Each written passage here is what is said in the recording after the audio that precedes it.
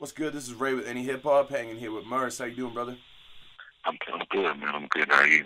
I'm good, man. So, I know you've been on the road with Tech N9ne and the Strange Crew. How's that going so far? Doing great, man. We're out here killing it, man. Doing great shows for great people, man. Couldn't ask for anything more.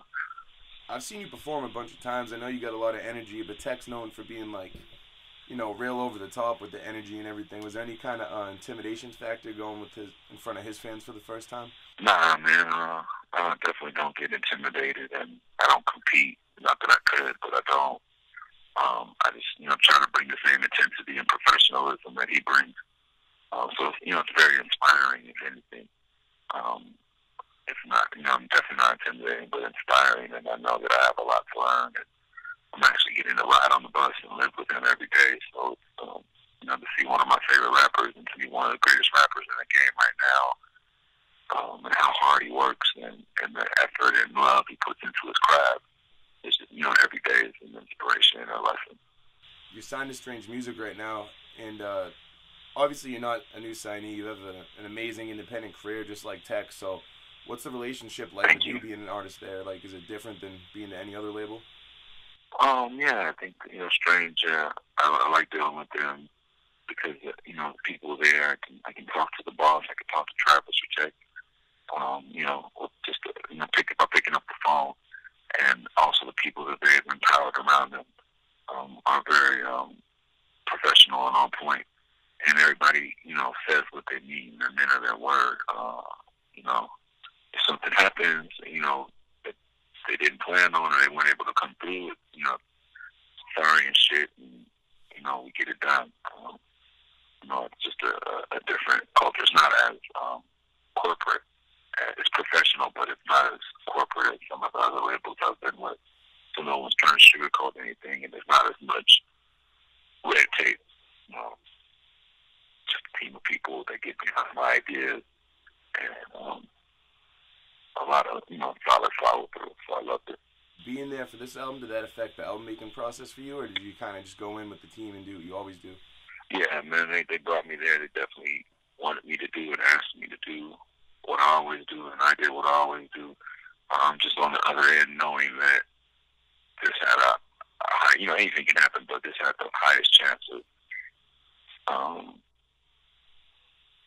being presented exactly how I planned on. In the past, things have gotten caught up, and just unfortunate things have happened, and bad timing and so on and so forth. But I went into this album, I would say knowing, but feeling like I could be pretty sure that it would get the best exposure possible and it'd be rolled out in a way I'd be proud of. The album's coming out May 19th. It's called Have a Nice Life. Can you just explain the story behind the name and how you came up with that? Man, I struggle a lot with, with anxiety, depression, and anger management issues. And, like I think a lot of Americans in general, and I try to do my yoga and be positive, and have a nice life is something I came up with.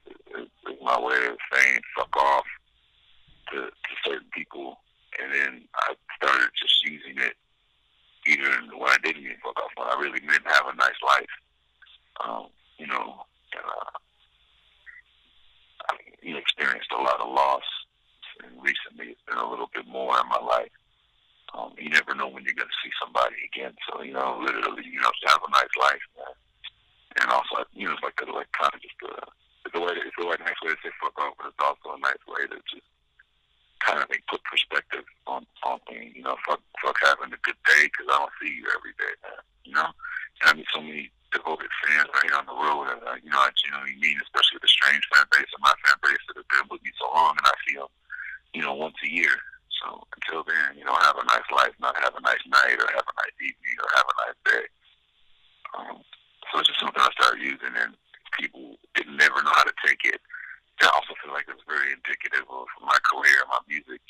People want to label me a conscious rapper, but I'm an underground rapper, but I've been on a major label, and I've worked with so many mainstream artists that people sometimes don't know how to take me because they can't categorize me. And I think have a nice life.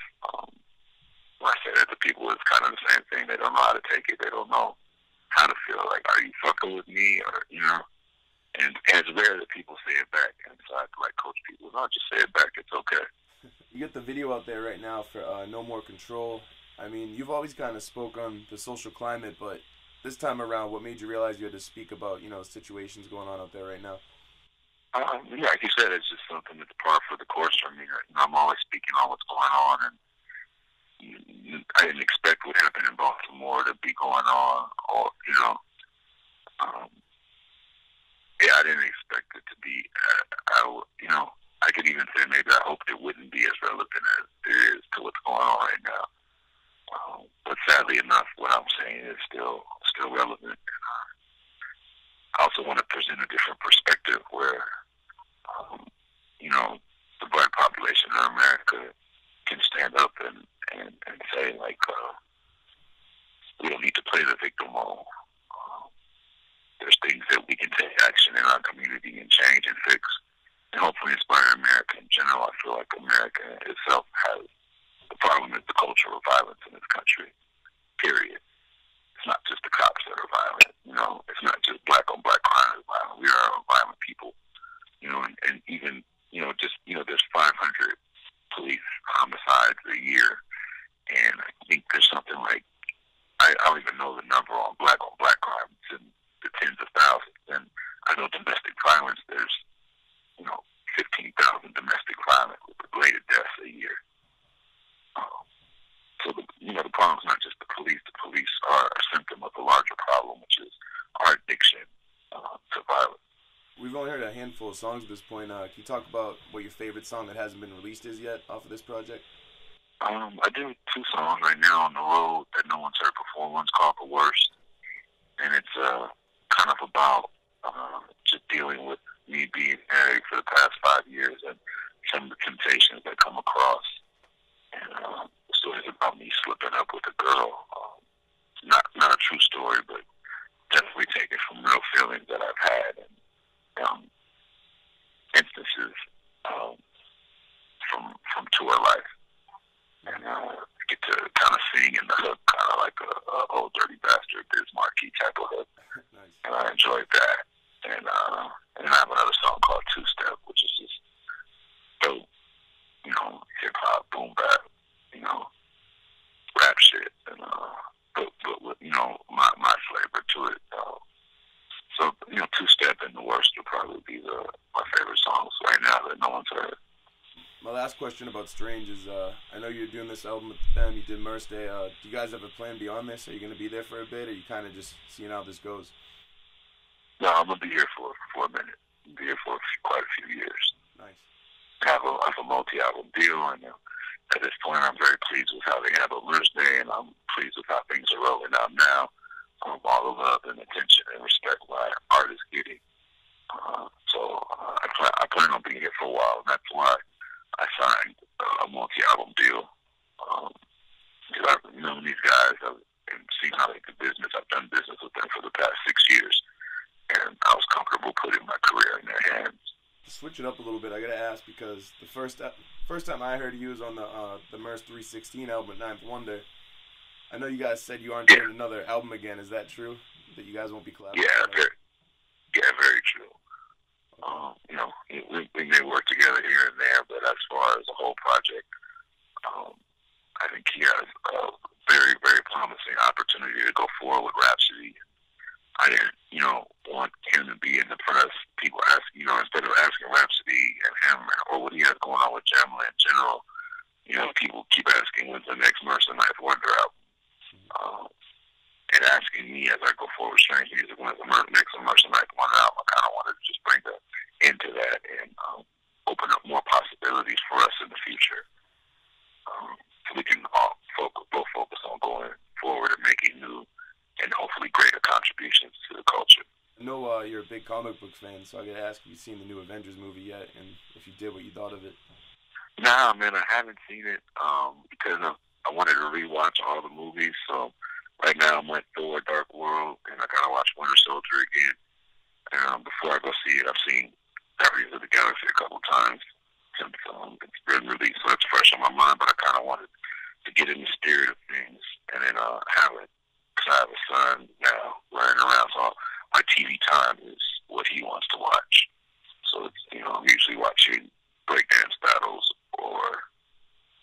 George.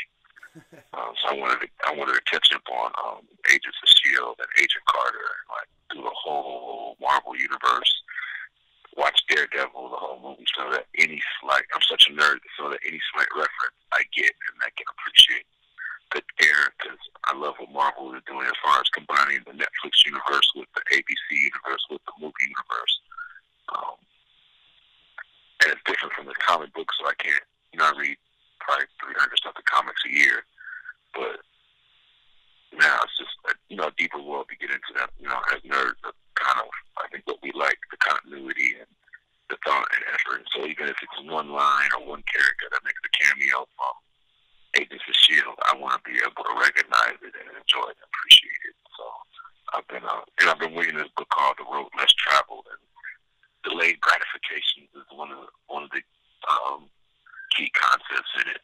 And so I really want to see it. I'm usually the guy that's there on Thursday night, but I'm practicing my delayed gratification, and I also know that the writers and everybody put a little bit more effort into things these days, so I want to be able to catch all their references and respect the work.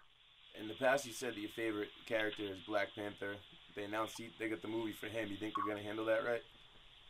Yeah, I think they're going to handle it right. I wish I was playing it, but I'm a big fan of Chadwick Boseman. I think he did a great job as Jackie Robinson. I think he did a really underrated job, a great job, and has been underrated. His job as James Brown in the Get On Up story. So I'm a big fan of Chadwick Boseman and his work, so I think he's going to kill it. Have you ever thought about, if you were a character, what your name or superpower would be? Nah, man. Funny enough, I was asked this question, and I can't. Murs is as good as it gets. I wouldn't, I couldn't come up with the alter ego. I would just like to, because Black Panther is a mantle that's passed on from generation to generation. So I would hope that I would be passed, be able to be the next Black Panther or my own guy, but I would still be Murs. Unfortunately, I'd probably be bad for my secret identity because my government name is on Wikipedia, but I don't know if I have any more creativity to come up with another name. It took me long enough to come up with Murs. No doubt. And yeah, man, that's what I got. So I'd like to just end it on words of wisdom. Any words of wisdom you might have for your fans or people coming up? Oh man, read more and try to do everything from a place of love.